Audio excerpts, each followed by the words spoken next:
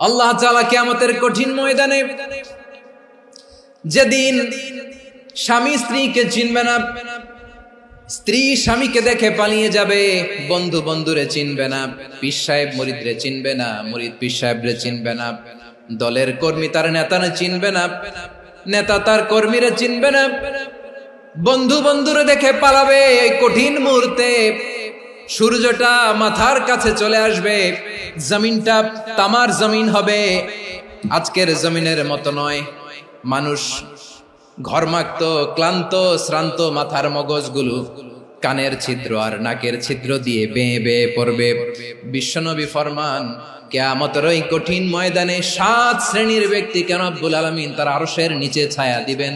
তার মধ্যে প্রথম শ্রেণীর ব্যক্তি হলো ইমামুন আদিল, যে ইনসাফের সাথে বিচার করে, যে জাস্টিস সমাজে সার্ভ করে, যে সুশাসন নিশ্চিত করে, ওই ইমামুন আদিল। আদিল শব্দটা বুঝছেন না? ইন্নাল্লাহা ইয়া'মুরু বিল আদল, পাইছেন? আদিল। 7 শ্রেণীর ব্যক্তিকে আল্লাহ তাআলা সুশীতল আরশের নিচে ছায়া দিবেন, যেদিন তার দেয়া ছায়া ছাড়া কোনো ছায়া থাকবে না। এর প্রথম হচ্ছে ইমামুন আদিল, ন্যায়পরায়ণ শাসক। চিল্লায় বলেন সুবহানাল্লাহ।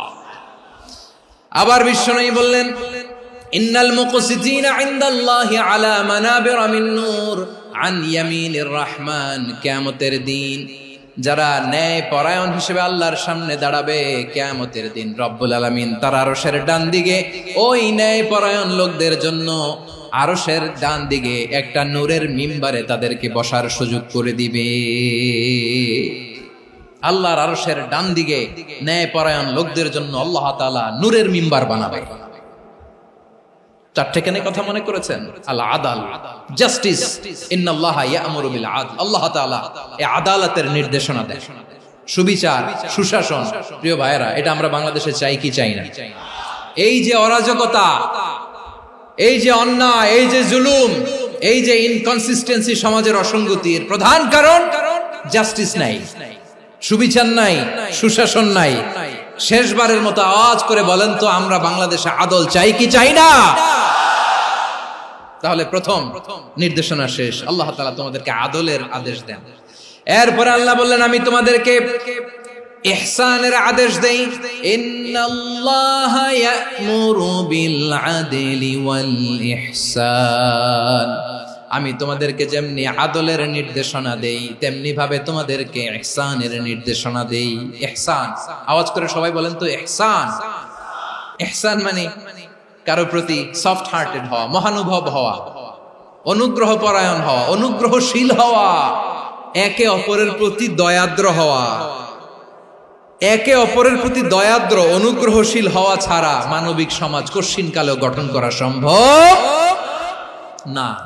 প্রিয় ভাইয়েরা, সুন্দর আচরণ দিয়ে, ইহসান দিয়ে যা জয় করা যায়, নরম আচরণ দিয়ে যেটা অর্জন করা যায়, কঠোরতা দিয়ে সেটা পারা যায় না। বিষ্ণু ঈসা ইসলাম ইহসান দিয়ে, কোমল আচরণ দিয়ে, তার অনুগ্রহ দিয়ে তিনি অনেক কাফিরের হৃদয়কে জয় করে ফেলেছেন। সাইয়েদনা সুমামা ইবনে উসাল রাদিয়াল্লাহু তাআলা আনহুর কথা মনে পড়ে যায়। তিনি ছিলেন ইয়ামামার বাদশা। মদিনাতে বিশ্বনবীকে হত্যা করার নিয়তে এসেছিলেন। গোপনে গোপনে বিশ্বনবীকে হত্যা করে আবার ইয়ামামাতে তিনি ফিরে যাবেন। কিন্তু কি অবাক করা কাণ্ড, হত্যা করতে পারে নাই, সাহাবাদের হাতে তিনি ধরা পড়ে গেলেন। সাইয়েদনা সুমামা ইবনে উসাল রাদিয়াল্লাহু তাআলা আনহু হত্যার নিয়তে আসলেন, কিন্তু হত্যা করতে পারলেন না। সাহাবারা ওনাকে ধরে ফেললেন, ধরে মসজিদে নববীর পিলারের মধ্যে বেঁধে রাখলেন। সুমামা ইবনে উসাল, সিরাত থেকে শুনে, সিরাত থেকে শোনাচ্ছি, রাদিয়াল্লাহু তাআলা আনহু ইয়ামামার অধিপতি ছিলেন। বিশ্বনবীকে হত্যার জন্য আসছেন, ধরা পড়ে গেছেন, এখন মসজিদে নববীতে বেঁধে রাখছেন। তার মানে বন্দী। এখন স্ট্যাটাস কি? বন্দী, ক্যাপটিভ। তো বিষ্ণু ঈসা ইসলাম সাহাবাদেরকে বললেন, তার খোঁজ খবর নিও, সুমামা ইবনে উসালের খোঁজ খবর নিও। সাহাবার বলেন, ইয়া রাসূলুল্লাহ, আপনাকে হত্যা করতে এসেছে, তার তো কঠিন ক্যাপিটাল পানিশমেন্ট হওয়া দরকার, কঠিন শাস্তি হওয়া দরকার। বিশ্বনবী বললেন, না, আমি যেটা জানি তোমরা সেটা জানো না, তোমরা সুমামার সাথে ভালো আচরণ করো। বিশ্বনবী সুমামার কাছে গেলেন। প্রথম দিন যে তিনি কালেমার দাওয়াত দিলেন, ইমানের দাওয়াত দিলেন, ইসলামের দাওয়াত দিলেন, রিসালাতের দাওয়াত দিলেন, আখিরাতের দাওয়াত দিলেন। পরের দিন যে বিশ্বনবী সালাতের দাওয়াত দিলেন, যাকাতের দাওয়াত দিলেন, ইসলাম কি, কিভাবে, কেমন করে পালন করতে হয় চমৎকার আর্টিকুলেট করতে শুরু করলেন। তন্ময় হয়ে সুমামা ইবনে উসাল রাদিয়াল্লাহু তাআলা আনহু বিশ্বনবীর কথাগুলো শুনতে আরম্ভ করলো। একদিন নয়, 2 দিন নয়, টানা 3 দিন বিশ্বনবী সুমামার কাছে ইসলামকে প্রেজেন্ট করেছেন, উপস্থাপন করেছেন। আওয়াজ করে বলেন, কয় দিন? 3 দিন। 3 দিন মসজিদে নববীতে বাধা। আর সাহাবীদেরকে বললেন, তার খোঁজ খবর নিও, তোমরা যে রুটি বানাও এর মধ্যে সবচেয়ে ভালো আটার রুটিটা তারে দিও, সবচেয়ে রিফাইন্ড খেজুর, যেটা পিওর খেজুর, এটা তারে দিও। আর বিশ্বনবী নিজের উট থেকে দুধ দহন করে ওনার বাড়ির এক কর্মচারীকে বলেছেন, দুধ দহন করে সুমামার জন্য নিয়ে যেও। সুবহানাল্লাহ পড়বেন না? সবাই তো অবাক, ইয়ামামা থেকে আসছে নবীকে হত্যা করতে, বিশ্বনবী দেখে তারে জামাই আদর করে। একদিন নয়, 2 দিন নয়, টানা 3 দিন বিশ্বনবী এভাবে সুমামার কাছে যেয়ে ইসলামকে প্রেজেন্ট করতে আরম্ভ করলেন, ইসলামকে উপস্থাপন করতে শুরু করলেন। আর তাকে চমৎকার এন্টারটেইনমেন্ট, আপ্যায়ন দিতে আরম্ভ করলেন। টানা 3 দিন যখন ইসলামের দ্য বিউটিজ অফ ইসলাম, ইসলামের সুমহান বাণী, সৌন্দর্য তার কাছে উপস্থাপন শেষ, তাকে আপ্যায়ন শেষ, বিশ্বনবী বললেন সাহাবাদেরকে, যাও এবার সুমামার হাতের পায়ের রশি দুটো খুলে দাও। সাহাবারা তর্ক জুড়ে দিলেন, লা ইয়া রাসূলুল্লাহ, এমনটা করবেন না, তো ভয়ঙ্কর ভয়ঙ্কর খুনি, কি জানি কি হয়ে যায়। বিশ্বনবী বললেন, না, তার হাতে পায়ের রশিগুলো খুলে দাও। সাহাবারা বিশ্বনবীর কথা মতো তার হাতে পায়ের রশিগুলো খুলে দিল। সুমামা মুহূর্তের মধ্যে মসজিদে নববী থেকে বের হয়, ইয়ামামায় ফিরে না যে মসজিদে নববীর পাশে একটা খেজুর বাগান ছিল, সেখানে চলে গেলেন। সেখানে একটা ছোট্ট কুয়া ছিল, কুয়ার পানি দিয়ে তিনি গোসল করলেন। সুবহানাল্লাহ পড়েন। কুয়ার পানি দিয়ে গোসল করে মসজিদে নববীর সামনে এসে বিশ্বনবী এবং সাহাবাদের সামনে দাঁড়িয়ে সাব্বাবা উঁচু করে বললেন, আশহাদু আল্লা ইলাহা ইল্লাল্লাহ ওয়া আশহাদু আন্না মুহাম্মাদান আবদুহু ওয়া রাসূলুহু। আমি সাক্ষ্য দিচ্ছি আল্লাহ ছাড়া কোনো ইলাহ নাই, আর মুহাম্মদ আল্লাহ তাআলার প্রেরিত বান্দা এবং রাসূল। প্রিয় ভাইয়েরা, ইহসান দিয়ে যা জয় করা যায়, কঠোরতা দিয়ে সেটা কঠিনকালেও জয় করা যায় না। আওয়াজ করে বলেন, ঠিক কি না?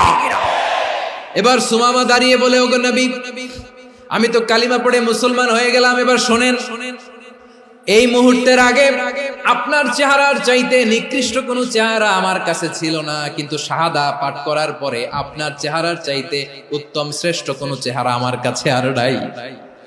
ও নবী, আজকের দিনের আগে ইসলাম ধর্মের চেয়ে নিকৃষ্ট অপছন্দনীয় কোনো ধর্ম আমার কাছে ছিল না, কিন্তু এই মুহূর্ত থেকে ইসলামের চেয়ে সেরা শ্রেষ্ঠ পছন্দনীয় কোনো ধর্ম আমার কাছে নাই। নবী গো, আজকের দিনের আগে মদিনার চাইতে অপছন্দনীয় নিকৃষ্ট কোনো শহর আমার কাছে ছিল না, কিন্তু এই মুহূর্তের পর থেকে মদিনার চাইতে কোনো শ্রেষ্ঠ শহর আমার জানা নাই। সে ছিল গমের বড় ডিলার, গম বেচতো। কি বেচতো?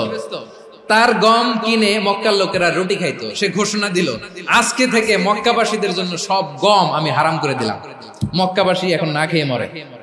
সুবহানাল্লাহ পড়বেন না? মক্কাবাসী বিশ্বনবীর কাছে আসলেন, এসে বললেন, মুহাম্মদ, আমরা তো তোমার ভাই, তোমার চাচা, তোমার ভাতিজা, তোমার আত্মীয়, তুমি সুমামারে বলো সে যেন আবার গমের সাপ্লাই মক্কার জন্য অনুমতি দিয়ে দেয়। বিশ্বনবীর অনুমতি ক্রমে সুমামা আবার মক্কাতে গম পাঠাতে শুরু করলো। পড়েন সুবহানাল্লাহ। ইহসান, ইহসান দিয়ে আপনি যেটা জয় করতে পারবেন, you can win the heart of your enemies.